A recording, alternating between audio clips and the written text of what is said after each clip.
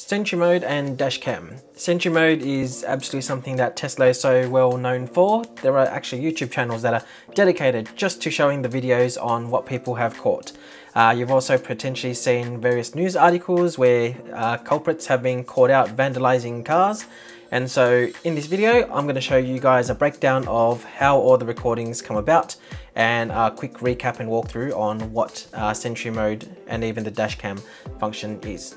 Okay, so let's jump over through to the Model Y manual and we'll just do a quick recap on the Dashcam. It essentially records video footage all around your car as you're driving. So if you've seen a rare car, you've seen something funny, you've witnessed the accident and it's something you want to make sure you capture. If you've done it in the settings to record on honk, then that'll save there, or you tap the camera icon and it essentially saves the last 10 minutes. You could then do whatever it is you need to do there. You can either share it with friends, you can put it on social media, take it to the police, whatever it is you need to do. There are obviously some instructions here in the manual around how you use it, but for the most part, it's really clicking the icon to save it manually, and then there's also an option to hit honk on save. And then we'll jump over through to Sentry Mode. And so this essentially covers all the cameras around the car. The car does have quite a few cameras, but for the most part, in terms of recording Sentry Mode, it's the 4 cameras that are being used, and that's essentially front, rear, and then the 2 side repeater or side indicator cameras that are over there. The main thing to take into consideration for Sentry Mode is that it only works if the car is above 20%. So you'll see here in the manual over here, battery needs to be at least 20%. If battery falls below 20%, Sentry Mode turns off to maintain the battery charge. You also do have the ability to turn on Sentry Mode via your phone app. Unfortunately, it's not something where you can, I guess, check every single camera around as you go, but you can turn it on and off, and you can do the live view if you've got the premium subscription there from wherever you are. So if your car is parked and you've got the cell phone reception, or the car has reception, you can absolutely jump in and have a look at that. Just be aware that there is a 15-minute stream limit here in Australia. So if you do stream further than that, it'll say that something along the lines of you've exceeded your limit for the day. So 15 minutes. Now, the next explanation that I kind of want to take everyone through is just to make sure you guys are aware how much clearer the video is when you're looking at it from your actual computer, as opposed to just recording on screen. So on the screen at the moment, what I'll pull up here is just a general recording from my phone. Look, it looks okay, but again, you can see you can see some lines over here just based on the phone recording and the refresh rate. And so it doesn't always look the best. So when you connect it to a computer, it does look somewhat better, I guess, and that's probably the files that you want to use to share as you go. So when you plug in your USB drive into the computer, it essentially will be called Tesla Drive. You've then got a folder called Tesla Cam. For the performance models, you also do have one called Track Mode. We're yet to do anything on the track, so at some point in the future when we do that, we'll have some recordings up there and I can talk you through that in a bit more detail. For the Tesla Cam folder, if you open that, you've got 3 key sections. You've got recent clips, save clips, and Sentry clips. Now, we'll jump into save clips and Sentry clips just so you can have a quick look. So if I sort it here, you can see essentially there is a massive list as you go. So this is just one of the folders I have opened. And as you can see, there are heaps and heaps of files because I've got a 1 terabyte or 1 TB SSD hard drive, and based on this, I've still got about just over half, 564.39 gigabytes still available.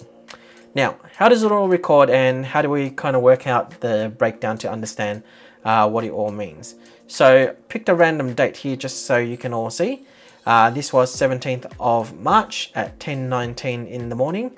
When you have a Sentry event, or when you do save from the Dashcam, it saves it in 10-minute intervals.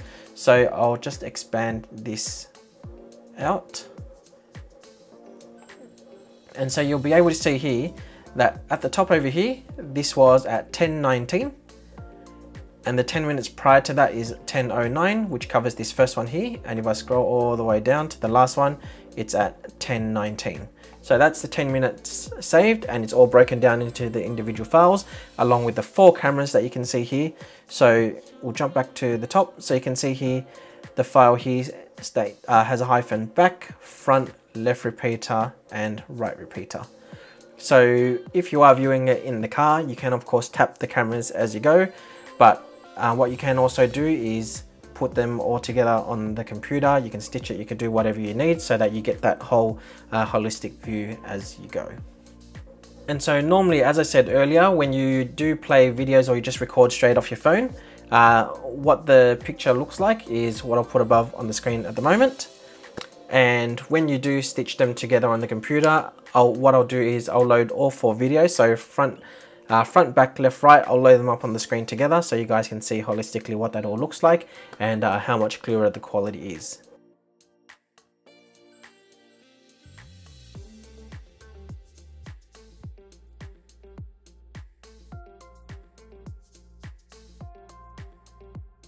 What we're going to go through now is the Sentry Mode breakdown from the data side of things. So I've prepared something earlier here. So as you can see on this screen, and it's a little bit smaller just so that you guys can kind of understand the number of files that the car actually does generate and the amount of work that's being recorded all in one go. So as I mentioned earlier, you've got the date and the time over here, and the time in this first screenshot here is at 3:59 p.m. So the 10 minutes roughly before that is about 3:50, and down the bottom 3:59. So that's all the files that are recorded within that 10-minute interval. Now that's obviously assuming that that was only one triggered event, and we're not there aren't multiple events in between, because if there is multiple events in between those 10-minute gaps, they will just continue to record as those separate events. So over this side is a 10 minutes, and then this side on the other hand is another example of the 10 minutes. And you'll see that depending on the how the file is written, and I guess potentially quality, you'll see that over here there are some files that are 26 megabytes, there are some down the bottom 22, then over here on the right there are some that are 39.1, 39.3 and so forth. From the files that I've looked at, there hasn't been anything above 39 point something, so there hasn't been any 40 megabytes or total, higher, sorry. Okay, so Sentry clip breakdown. So as I showed you in the previous screenshot, average 23 to 40 megabytes for a 1-minute recording. Each recording obviously has the 4 cameras that I've shown you, front, back, left and right repeater, and so therefore each camera or each Sentry clip is roughly 92 to 160 megabytes per minute. What that then means is if each Sentry detection records the 10 minutes, or each event essentially when you record it even from the dash cam takes 10 minutes, what that means is you're getting roughly 920 megabytes to 1600 megabytes, and I've done the conversion to gigabytes of storage space per, I guess, event or session. So overall, what does that actually mean for your storage? So I've done the breakdown here. Now this obviously isn't every single size of data storage that you can buy, but I guess it's quite some of the more common ones that you can see. So you've got 128 gigabyte, which is the main one that already comes with the car, and then you've got 256, 500 and 1000. 1000 also known as, I guess, 1 terabyte or 1 TB. Usable storage based on how data is actually calculated and read and written is actually 119, 220, 465 and 931. So you don't actually get the full amount based on the way that the data works and how it's built. And so doing the conversion, what I've done is taken as an example for your stock standard USB stick, 119 gigabytes divided by 0.92, which from the previous page here was at based on the smallest amount of file memory that I've seen, which means that there's 129 potential Sentry events, or roughly 21 hours of storage. Now the minimum based on the higher quality or the bigger file size is about 74 Sentry events over here, and then you've got 12 point something hours worth of storage. So what that essentially means is with your 128 gig stick, you got roughly 74 to 129 Sentry events or incidents that you could record, and it's roughly 12 point something to 21 hours. So if you feel like that's enough, then stick with that one, and there's no need to change at all. But that kind of gives you a rough idea of the potential capacity that you can record. And then as you go through, for the 256 gig there, you can see 137 to 239 Sentry events and roughly 22 to 39 hours worth of information. And then you've got the 500 and the 1000 or the 1 terabyte there. So again, it really depends what your needs are in this instance. The bigger the hard drive, obviously the more money it's going to cost, or the bigger the storage, the more it'll cost. The benefits of that obviously is that it records a lot more, and if it's not something you always check, it's good to have it on file if you ever need to revert back to that. Or if you're doing, say, a big road trip and you want to record certain things and you don't want the data to be overridden, it's always great for you to ensure that you've got a bigger storage so that it records everything, and then you can extract whatever you need after that without needing to worry about the files being overridden and then you've lost some of the information there. So for me personally, the 1 TB was the definite one to go there. If you guys want to grab one, I'll drop one in the description below, or I'll drop it in the comments below so you guys can grab one as well. Either way, that's probably the best explanation I can give you based on the file sizes that I've seen for my car personally.